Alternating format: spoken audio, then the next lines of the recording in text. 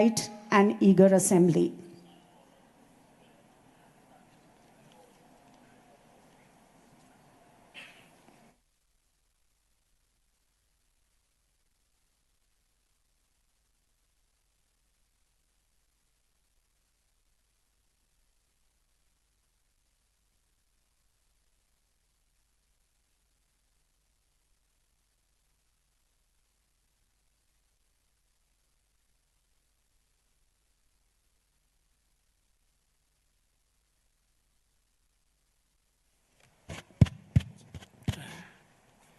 Sometimes you do need support. It is the support that makes you what you are. My greetings to everyone present here. Before I reflect on Nagpur, epicenter of nationalism, every visit to Nagpur has been inspirational, motivational, and energizing. This one is unique and different. It is with full power packing. I am grateful to Shri Nitin Gadkari ji for making this opportunity available to me.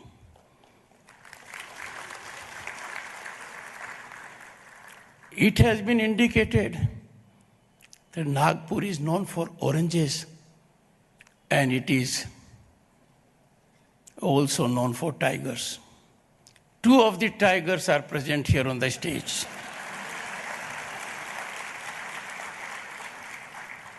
Their spinal strength has been seen by one and all. But one tiger makes my task in Rajya Sabha difficult. When he rises to answer a question, I am in great difficulty. Every member of the House wants to ask question, and not as a complainant, but with hope and aspirations. This happened yesterday. A man of action, a man who believes in vision which is executed and realized on the ground. As luck would have it, all my visits to Nagpur so far have been with Gadkari ji at the center of it. Honorable Sri Ramesh Bhai ji, I share one thing in common with him. He was elected to Parliament for the first time in 1989. I was also elected to Parliament in 1989. I was part of the ruling dispensation, and I was a union minister. But then look at his continuity. He continued being a member of Parliament till 2019. His number of years in Parliament happened to be twice the number of months I spent in Parliament. I keep on telling Mani, there are people who are known as MPs, ex-MPs. I belong to category of MPs, that is ex-MPs, who didn't complete their full tenure.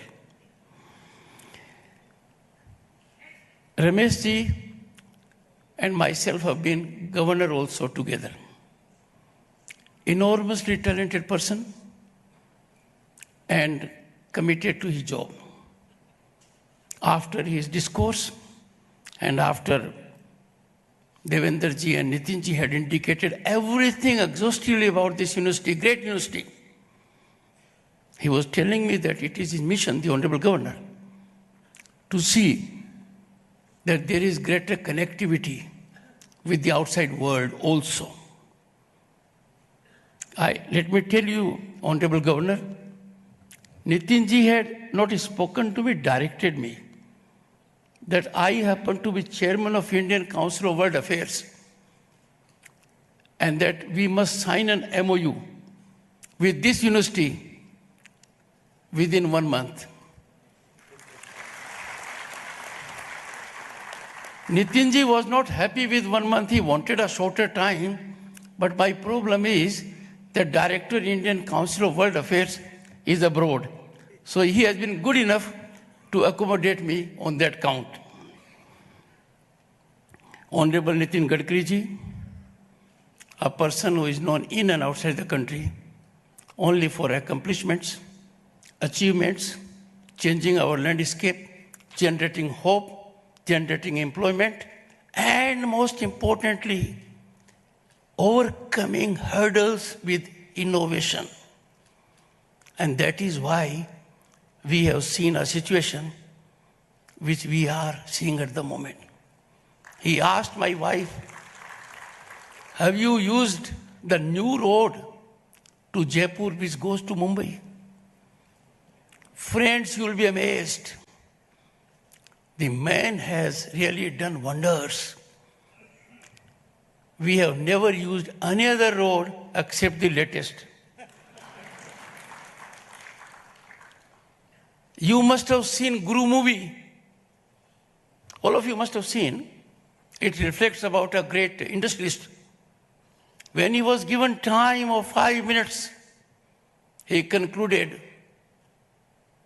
in 4.5 minutes. और कहा जो आधा minute बचा है यही फायदा है।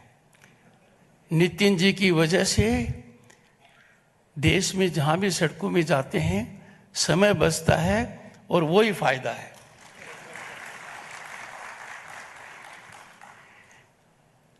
I am great admirer of Devendra Fadnavis ji, Honorable Deputy Chief Minister and son of the soil.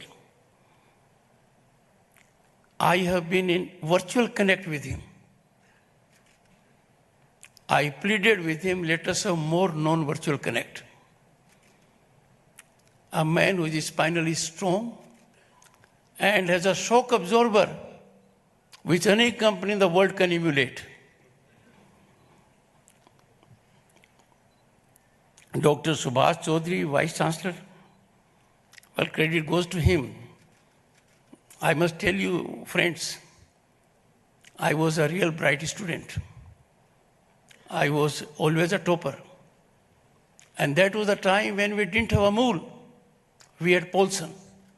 So whenever I was in the company of my teachers, some students from behind will murmur, Paulson, Paulson, Paulson. Because one has to be on the right side of teacher. He has brought about change, and due credit to him and Dr. Sanjay Dude.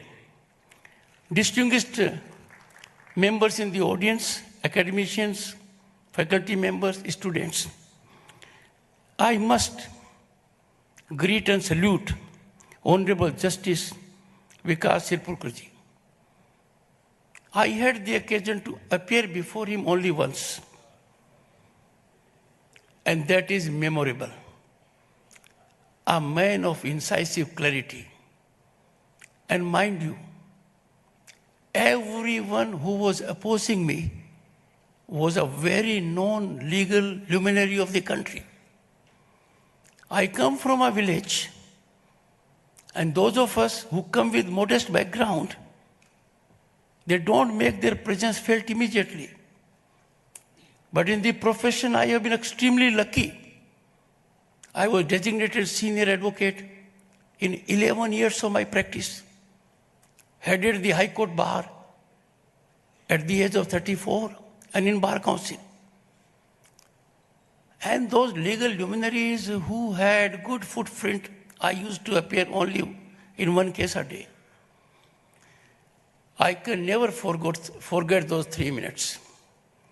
The learned judge says, you have only 3 minutes. I said, my lord, 2 minutes. And mind you, the grasp was so effective, the others had no answer. My salutations to him, sir.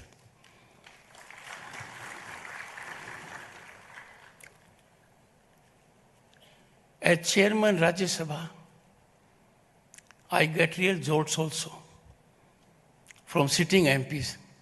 But I don't ignore even the ex-MPs. They also enjoy considerable influence. Vikas, Mahatma, He did me a great favor that he wanted to be utilized elsewhere. So his term came to an end in 2022. I joined few months later. But I gathered from the Rajya Sabha Secretariat a man of commitment and believed in discipline and decorum. Honorable members of this august assembly, at this historic occasion, I can tell you, for me, it's a delightful moment, a moment I will ever cherish. I am honored and privileged to be associated with such an educational institution whose alumni have made the nation proud and contributed for public welfare extensively. Honorable members of this august assembly, I would agree with the previous speakers, and each of them has signaled it. Transformational change is brought about only by education. It is the education that alone can make a difference. Universities are living entities of sublime idea and ideals.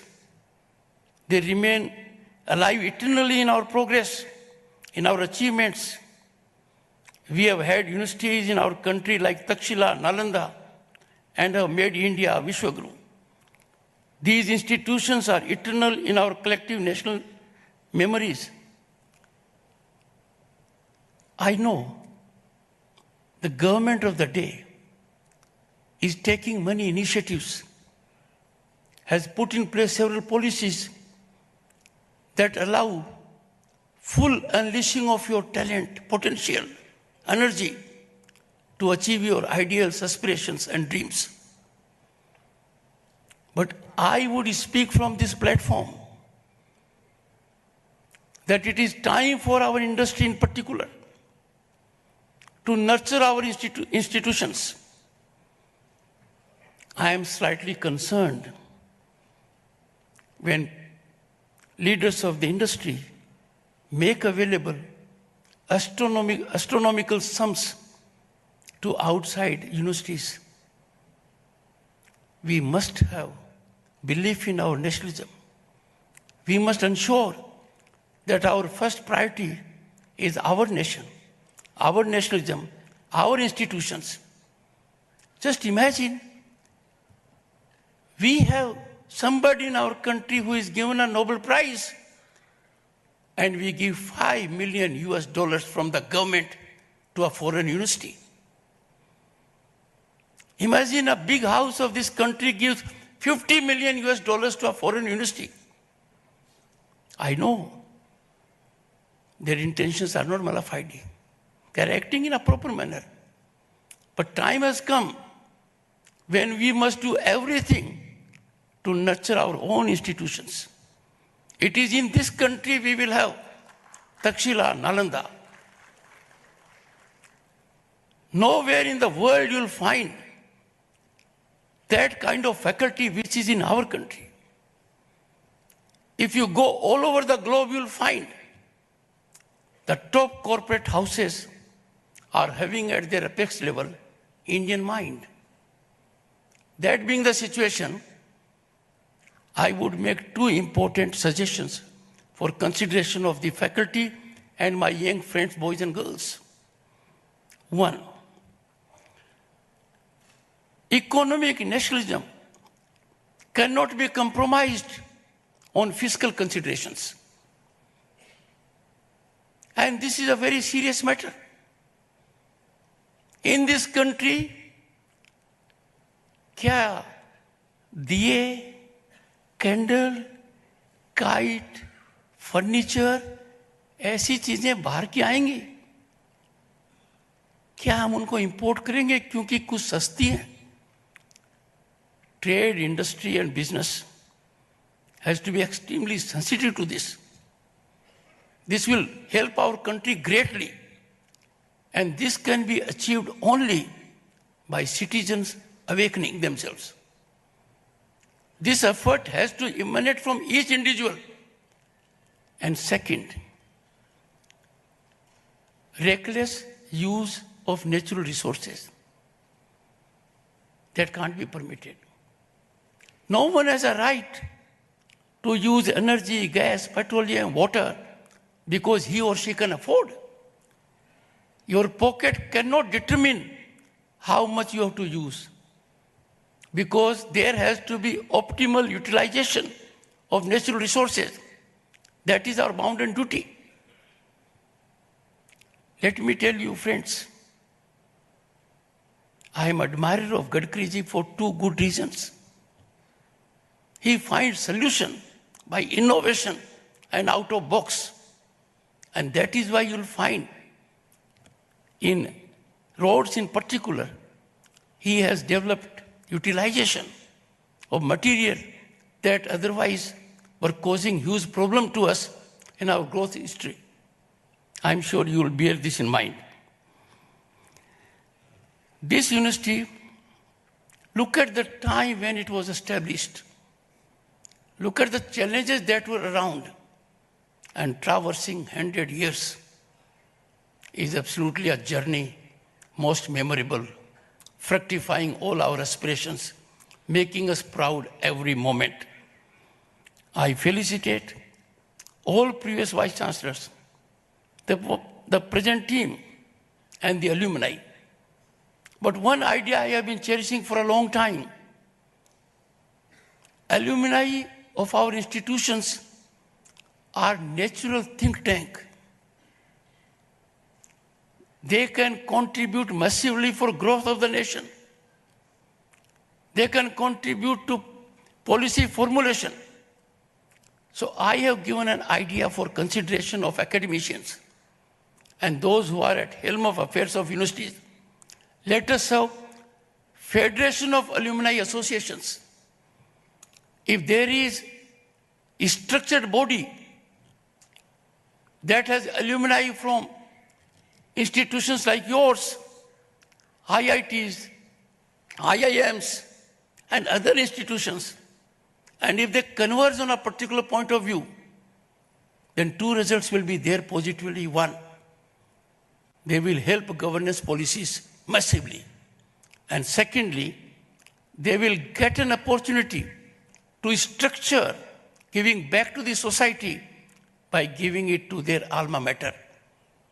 And if they give fiscal assistance to alma mater, make available avenues to the students of alma mater, they will be contributing for societal upliftment, and that will be a great national service. Friends, after more than 3 decades, the country came to have a new national education policy. It's a game changer. It has taken note of our civilizational ethos. It has reduced that part of education which was dragging the student. It has become skill-oriented.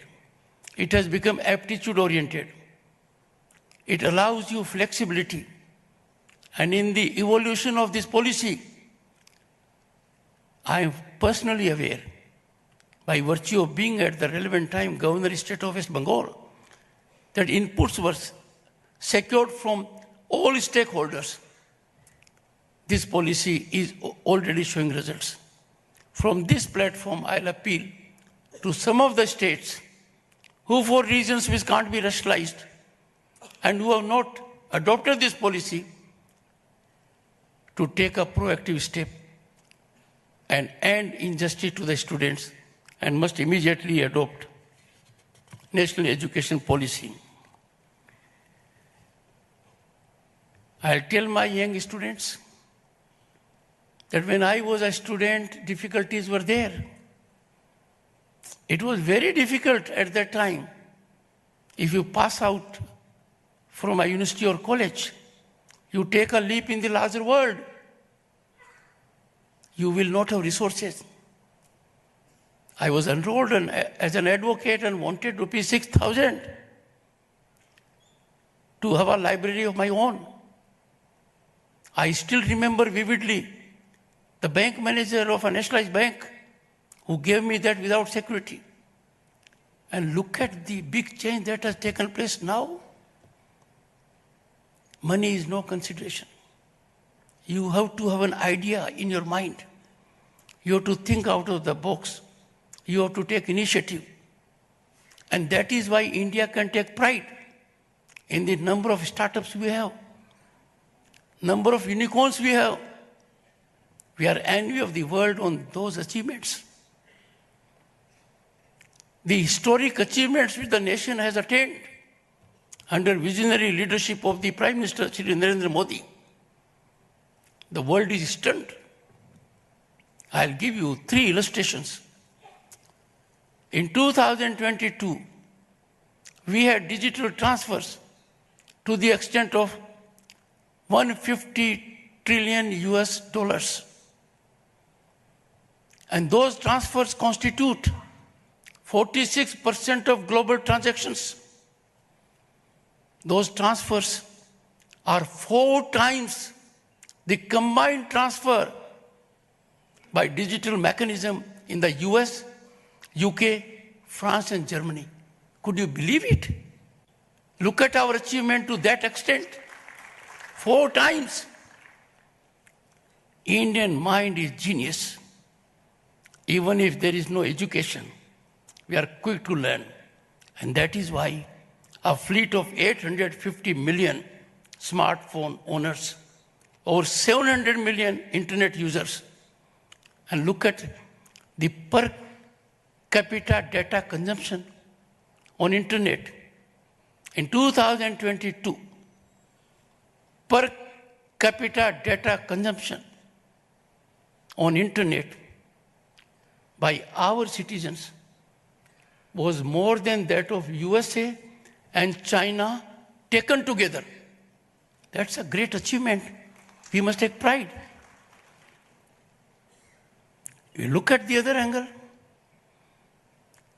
When it came to world economy status, we were in double digit just a decade ago. We could never imagine where we will be. But in September 2022 came a gratifying moment, a historic moment. Bharat became the 5th largest global economy on the earth. And what an achievement! In the process, we overtook our erstwhile colonial rulers, the UK, the Britain. And by turn of the decade, no one has doubt, India will be 3rd largest global economy. But those who are in the audience as students, some of us may not be around in 2047 when India will celebrate centenary of its independence. That you will be at helm of affairs. My young friends, boys and girls, you are warriors of Bharat at 2047. You will make the difference. You will ensure that at that time Bharat will be Vishwaguru and we will be number 1 economy of the world. And why not? Our past is proof of it. Look at institutions, Nalanda, Takshila. Look at our global participation in economy. Look at our economy then. It was center of the world and we were number 1. That will happen for sure, and I have no doubt about it. There can be no better place than Nagpur to put my concern. And my concern is, can we allow just anyone, untenably, irrationally, without basis, to taint, tarnish, demean, insult our constitutional institutions? When the entire world takes India, and IMF has indicated it in categorical terms, that India or Bharat is the favorite destination of investment and opportunity. Some of us want to muddy that pudding. Some of us want to give the other point of view. Friends, time has come when we must do everything as individuals to neutralize anti-India narratives. And you know why it is happening? India never had that kind of global prestige, reputation, standing as it has now. Never ever in the history before an Indian Prime Minister commanded so much respect as Sri Narendra Modi has done. Take the case of his US visit. When he was addressing the legislature there, Congress and Senate, and he said two things: AI, artificial intelligence, and when he said the next thing, America and India, the entire house there spontaneously greeted him, because that is the situation. Both countries are democracies. We are mother of democracy. We are oldest democracy.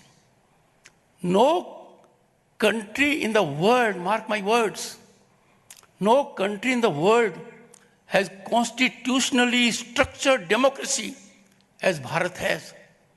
Our constitution provides for democracy at village level, at panchayat level, at Jila Parishad level.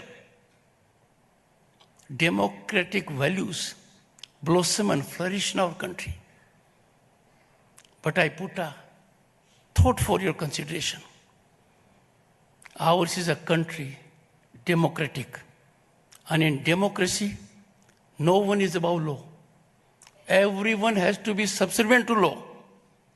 You may be from any clan, any family, you may be of any stature. The law has to take its own course. But surprisingly, when law takes its own course, people take to streets.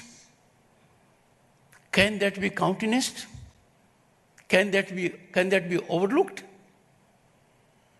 If one is being visited with consequence in law as per law, the only recourse is to avail the robust judicial system our country has. And our robust judicial system is highly independent. There can be no doubt about it.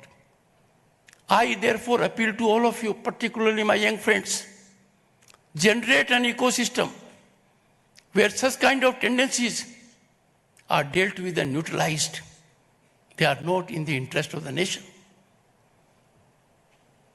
Friends, what we are seeing all around now, something which we never dreamt, we never thought of, it was beyond our imagination. The Honorable Governor and myself were members of Parliament in 1989. We had one power in our hand, 50 gas connections. And those 50 gas connections, Gadkariji, that was our power. We could, in a year, give 50 gas connections to anyone we like. Imagine the ground reality today.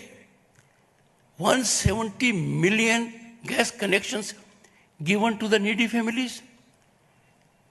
And everyone has it. So big change has taken place.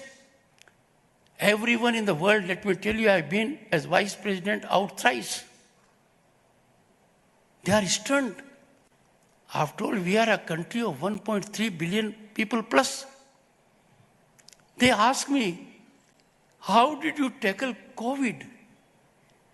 Now, COVID was tackled in this country by most imaginative mechanism of the Prime Minister.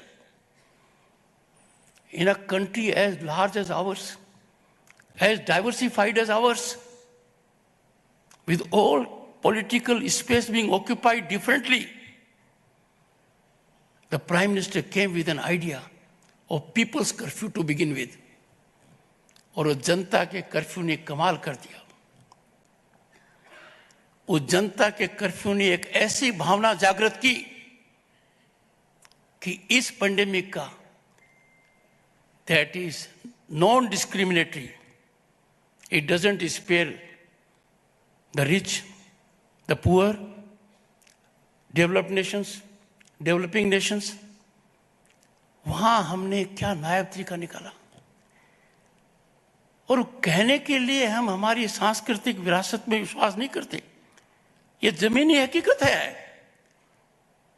Covid के दौरान जहां एक और भारत की जनता को vaccination दिया जा रहा था, हमारे देश ने परंपरा को निभाते हुए पड़ोसी देशों को, नीडी देशों को कोवैक्सीन मैत्री के माध्यम से कोवैक्सीन दिया।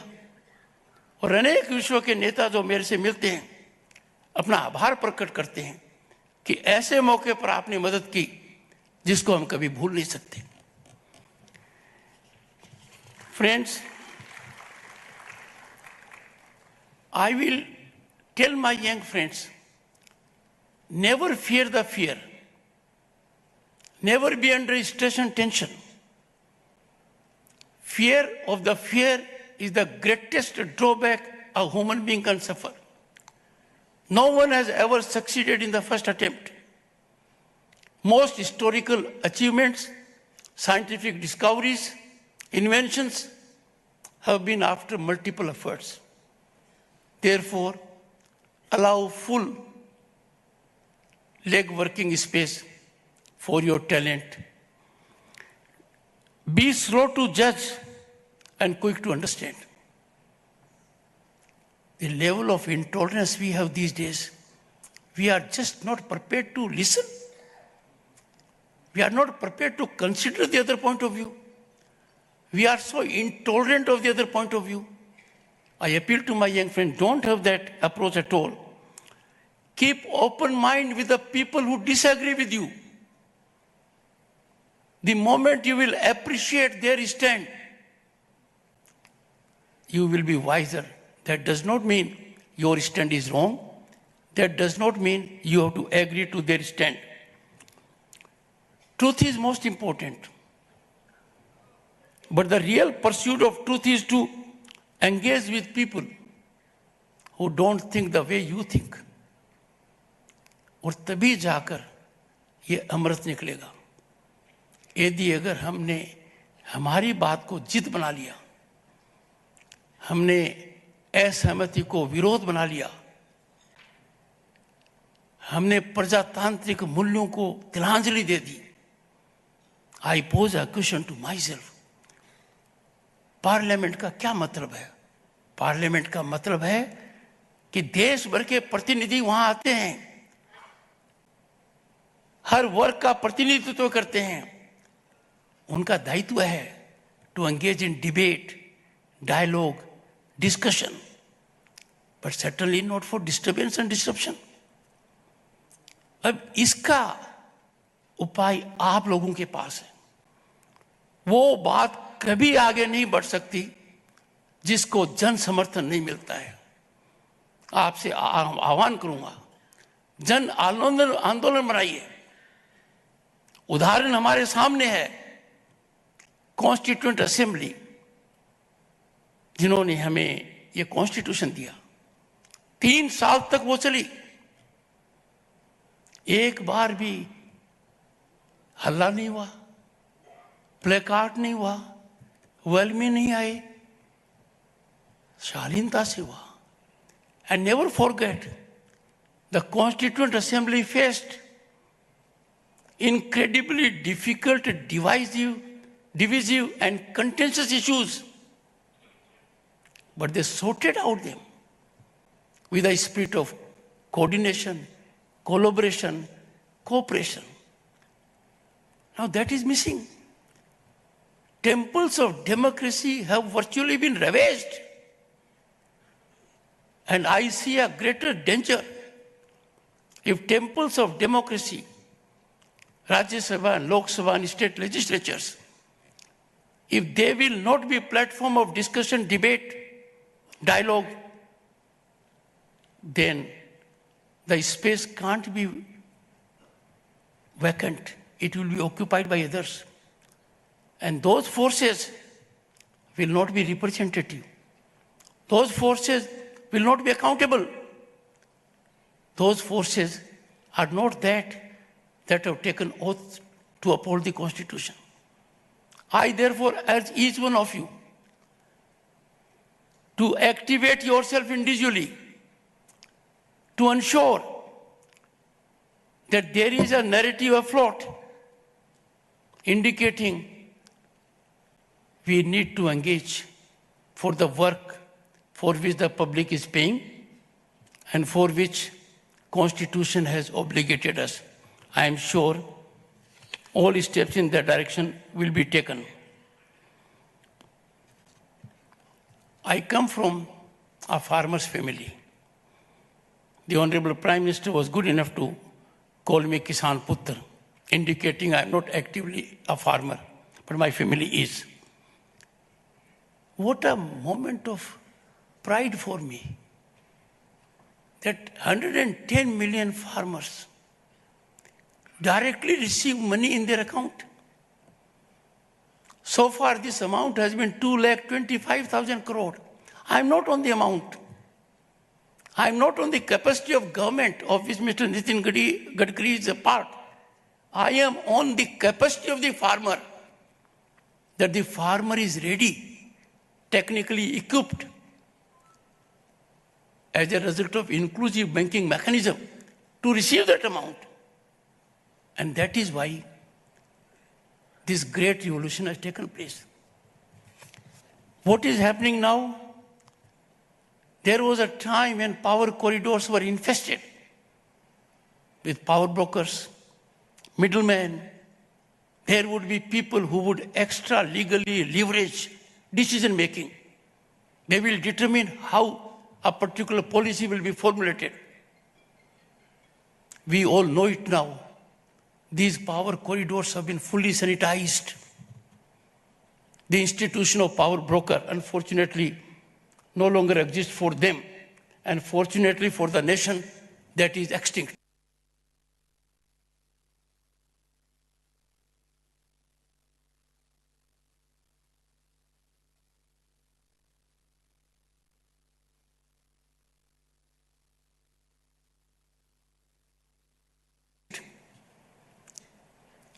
Corruption is the greatest injustice for the common man.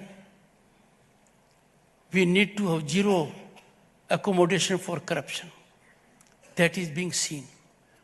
But the corrupt have got together. They are trying to find escape routes. They are trying to garner agitational approach also. It is for the ordinary man, who is the greatest stakeholder in democracy and growth of the nation, to ensure that this system which has been evolved not only gets stabilized, but is on a different kind of path that helps our nation at large. Honorable friends, I would leave a thought with you that emanated from Dr. B.R. Ambedkar. And this is particularly for my young friends, boys and girls. I quote, "That which does not make a man worthy, does not teach equality and morality, is not true education." Very wise words.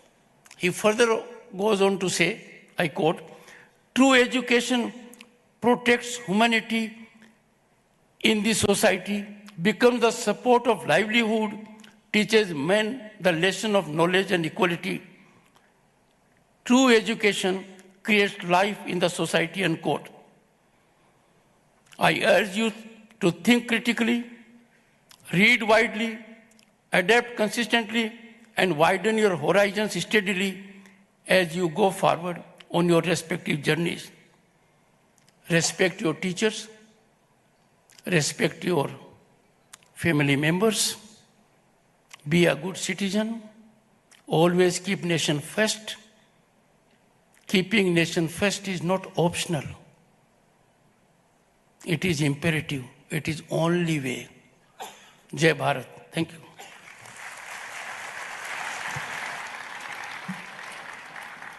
Thank you very much, sir, for your address.